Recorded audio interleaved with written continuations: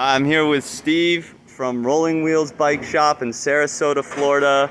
He's got a nice little setup here. All of these bikes, and that's Lacey right there, sleeping.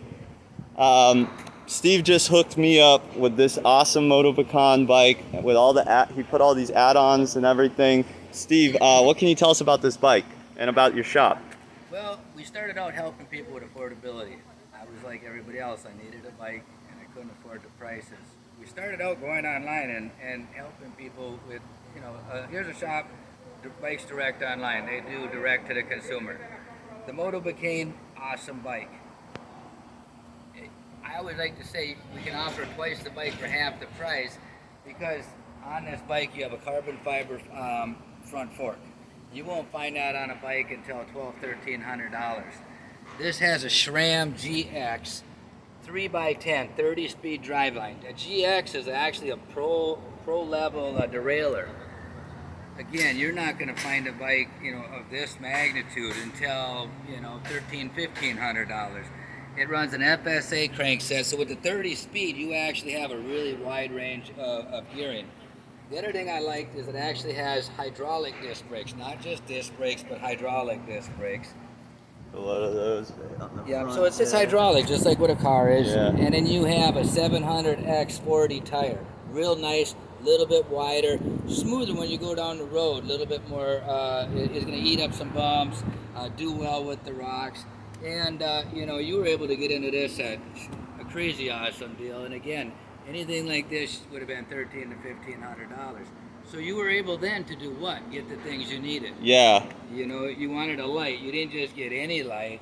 This is a Raveman light. They're one of the best lights that I've seen out here. This one has 1,600 lumens. It actually has a high-low beam. It's as bright as a car, and it'll blind you like you wouldn't even believe. So that's a super power light. And along with that, you got your flashing light back here. They're both rechargeable, but they last for hours and hours. So yeah. I really liked them because they were extremely bright. You said you wanted to get some bar ends, so now you got that upright position. You're not always leaning over. You're able to sit up and relax a little bit more. I thought about it and I said, you're commuting, you definitely got to have a mirror. So we put a simple little mirror on.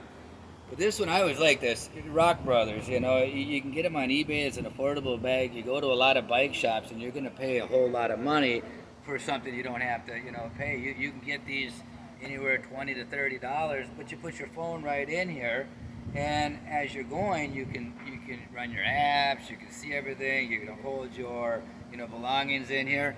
And then we went ahead and put on a nice set of pannier bags that you can put a couple gallons of milk in each side with it like nothing, and then you got a nice rack. Almond milk. Almond milk, yeah. Almond milk guy. Orange juice. There you go. Yeah, so and it's got the rod, so you could almost be sitting on it and you'll still be able to go. We turned around and put the Topeak air pump on there. I personally like this air pump. Why did I like it? Because it actually has the air gauge on it. So you have a simple air gauge, lets you know how much is in there.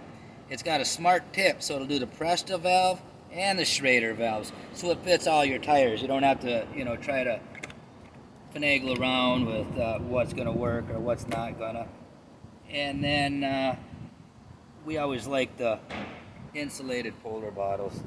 They're just a nice bottle that keeps it nice and cool for you for a little bit of time. And my personal favorite. Oh yeah, I love these pedals. I love these pedals. They're Rock Brothers. Again, if you go to a bike shop, it's easy to spend $75–100 on a set of pedals. Our goal has always been to help people with affordability. I shop things out. I look for bargains and deals, and we've been selling Rock Brother pedals for, probably 3 years. And it's another situation. You can shop them out on Amazon and eBay and stuff like that, but people don't know what they're getting. And I found them to be rock solid pedals at an affordable price. You could sell them installed for $35. It's funny. I told you earlier. I went all over to all the different bike shops here, and I wanted just like a reasonably priced gravel bike. I told them my, what my price range was, and they either had nothing or something that looked exorbitant, like an exorbitant amount of money for what it was, you know, and it just didn't seem right. And a lot of the bikes had like these plastic pedals and plastic gear sets or cranks or whatever on them, and I was just like, that doesn't even look good. Like, aren't you trying to sell me, man? You know, it's like, so I got, you know, and then you put the back rack on it for me too. Yeah. So yeah, like probably, oh yes, and then the adjustable stem, which I really am excited about. Just fit to fit everything just right. And this is like exactly what I was looking for the money. So yeah, I'm really appreciative of that. See, I spent, talk about what I spent here. What did I sell you the bike So for? the bike was $800. Yeah, $800, and I mean, you can't get a bike in that $800 range. It was funny because you named a couple bikes, and we went back to compare, and I said, wow, look, you're getting a 9-speed, where here you're getting the 10, and this derailleur was like 5 levels higher, and I mean, it's like the transmission in the car, you know, the higher the level, the better the quality. You showed me the hierarchy of mountain bike components, and this is in the SRAM GX is in the professional grade. Yeah, absolutely. And you know, it's funny, I talked to a guy at a bike shop, and he's like, I was going to pick up the helmet and the gloves. He's like, oh, you found the bike? I was like, yeah. What'd you get? Motobecane? He's like, you know, he's like, yeah, that's okay. And I was like, yeah, you know, it has like a really nice group set. He's like, yeah, they're okay bikes, but they are known to have nice group sets. And I'm like, isn't that what you told me? That's what the bike is, right? That's what the bike is. Well, here's what I did. How did I get into bikes? You're gonna love the story, because this is one I want you to check out. I went to a bike shop like everybody else, like I said, and I walked in going, wow, I can't afford that. Wow, I just kept getting higher and higher. And what did I learn out? I went online and Googled this, the hierarchy of mountain bike components, or the hierarchy of road bike components.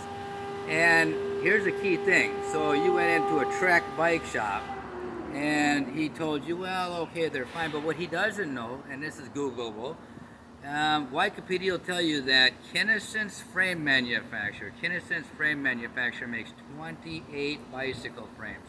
They make Trek, GT, Kona, Jameis, Raleigh, Motobecane, Diamondback, K2.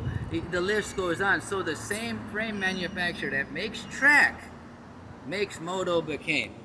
Isn't that an interesting point? So then it comes down to the components. It's not the name that defines the bike, but the quality of the components.